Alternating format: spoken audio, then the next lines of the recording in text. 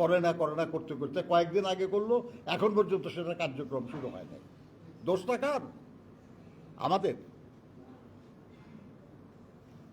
Investigation officer নাই বেশি, আরও দিতে হবে, আরও জোগাড় করতে হবে, সেগুলো করা হচ্ছে না, বিলম্ব করা হচ্ছে। আসলে উদ্দেশ্যটা কি?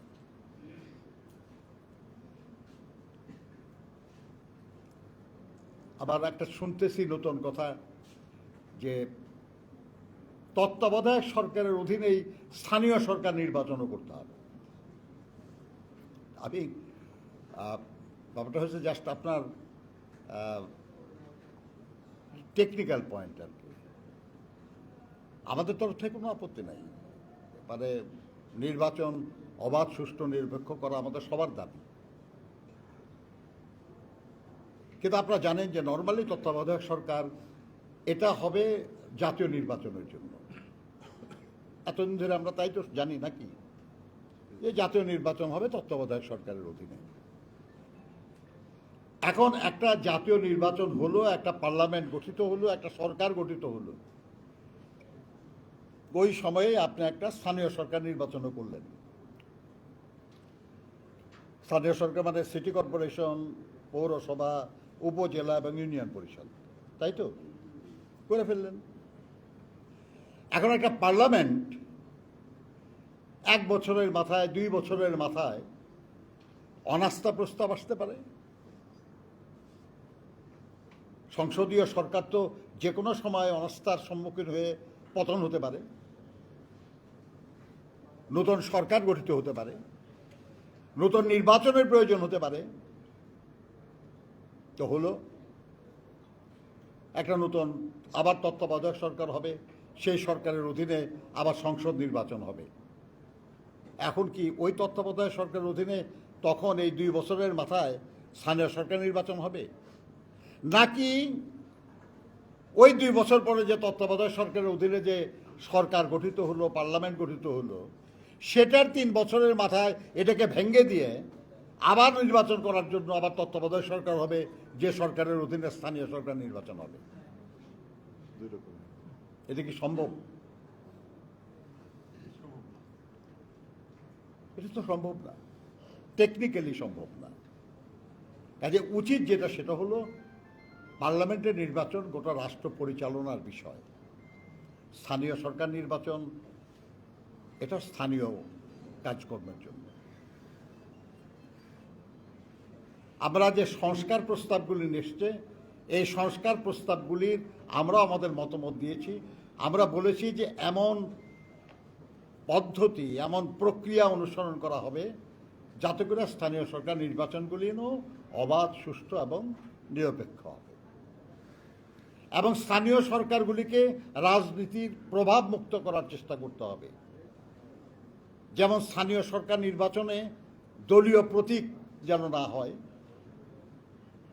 দলীয় প্রভাব যেন না হয়, সংসদের সদস্যরা বা মন্ত্রীরা তাদের যেন প্রভাব সেখানে না হয়, তারা যখন স্বাধীনভাবে কাজ করতে পারে, তাদের সেই পরিমাণ বাজেট যেন হয়, তারা সেই পরিমাণ উপার্জন যেন, তাদের আভ্যন্তরীণ উপার্জন তারা করতে পারে, এবং উন্নয়নমূলক কাজগুলি যেন তারা নিজেরা করতে পারে।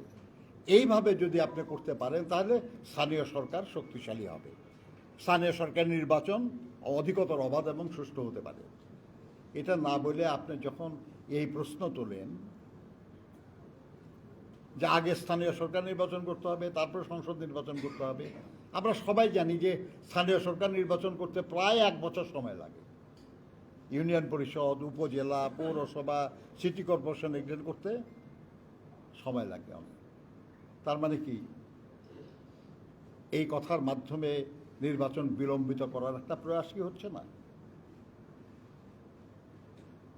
আমাদের তরুণ প্রজন্ম এখানে অনেকেই আছেন যারা বহু আগে ভোটার হয়েছেন, কিন্তু জীবনেও ভোট দিতে পারেন নাই, তারা ভোট দিতে চান। এই ভোট দেওয়াটা একটা কাগজ বাক্সে ঢোকানো না, এটা হলো তার যে অধিকার, নাগরিক হিসাবে সেই অধিকারের প্রয়োগ করা, রাষ্ট্র পরিচালনায় অংশগ্রহণ করা, তার যে নাগরিকের মর্যাদা, সে মর্যাদা প্রতিষ্ঠিত করা। এই অধিকার থেকে কৌশলে বঞ্চিত রাখার কেন চেষ্টা হবে?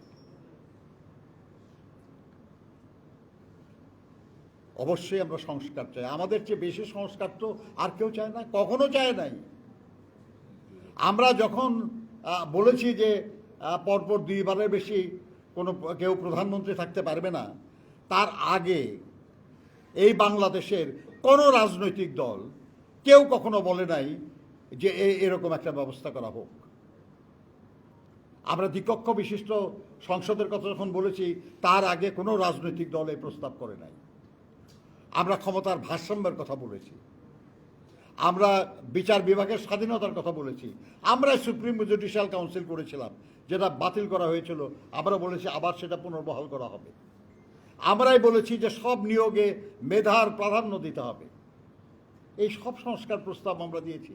2017 সালে দেশনেত্রী বেগম খালেদা জিয়া ভীষণ 2030-এর মাধ্যমে অনেক সংস্কার প্রস্তাব করেছেন, শিক্ষা, স্বাস্থ্য, পরিবেশ, বিভিন্ন বিষয়ে। তখন কেউ সংস্কার প্রস্তাব দেন নাই। এমনকি 2022 সালে যখন বিএনপির পক্ষ থেকে 27 দফা সংস্কার প্রস্তাব দেওয়া হয়, তখনও কেউ দেন নাই। 2023 সালে আমরা যুগপৎ আন্দোলনে যারা যুক্ত ছিলাম, তারা সবাই একসাথে আলোচনা করে সবার মতামতকে একসাথে করে আমরা 31 দফা রাষ্ট্র কাঠামো মেরামতের রূপরেখা ঘোষণা করলাম যখন, তখনও অনেকেই এই ধরনের সংস্কারের প্রস্তাব দেন নাই, কিংবা অনেকের তখনও জন্ম হয় নাই। আর সংস্কারের ব্যাপারে আমাদেরকে অভিযুক্ত করেন যে আমরা সংস্কার চাই না। আর আমাদের চেয়ে বেশি সংস্কার চায়টা কি? মুখে বললে তো হবে না, প্রমাণ করতে হবে তথ্য প্রমাণ দিয়ে যে আপনারা আমাদের চেয়ে বেশি চান, আপনারা আমাদের চেয়ে আগে বলেছেন, আপনারা আমাদের চেয়ে ভালো প্রস্তাব দিচ্ছেন। বলেন না, কেউ দেন না। বরঞ্চ আমরা বলেছি, 31 দফা যখন দিয়েছি, আমরা বলেছি যে আমরা এই প্রস্তাব জনগণের সামনে উপস্থাপন করলাম। যদি কেউ এর চেয়ে ভালো প্রস্তাব দিতে পারেন, যদি এর চেয়ে বেশি বেটার কোনো সাজেশন আছে যেটাতে জনগণ বা দেশের কল্যাণ বেশি হবে, আমরা সেটাকে গ্রহণ করব। কারণ আমরা মনে করি না আর কি যে এই দেশের এবং জনগণের কল্যাণ করার কোনো সোল এজেন্সি আমাদের আছে। আমরা তো শুধু এটা চাই যে আমাদের একটা পরিকল্পনা আছে, যে পরিকল্পনার মাধ্যমে আমরা দেশ এবং জনগণের কল্যাণ করতে চাই। জনগণ যদি সেটাকে সমর্থন করে, আমাদেরকে যদি তারা নির্বাচিত করে, আমরা সেই কর্মসূচি বাস্তবায়ন করব ইনশাল্লাহ। এই তো, আপনারা তার চেয়ে ভালো কর্মসূচি দিয়ে জনগণের সামনে আসেন। জনগণ যদি আপনাদের কর্মসূচি পছন্দ করে, আপনারা দায়িত্ব পাবেন, আপনারা দেশের কল্যাণের জন্য কাজ করবেন। এটাই তো গণতন্ত্র, এটাই রাজনীতি। কিন্তু সেটা না করে একজন আরেকজনের বিরোধিতা করার তো কোনো অবকাশ নাই, কোনো অবকাশ নেই। এবং এই যে সংস্কার এবং নির্বাচনকে সামনাসামনি করে দেওয়া হচ্ছে, এটাও তো আরেকটা অপরাধ, একটা ভুল। আরে গণতন্ত্র ইটসেলফ ইজ এ রিফর্ম। এর আগে রাজতন্ত্র ছিল, এর আগে সামন্তবাদ ছিল।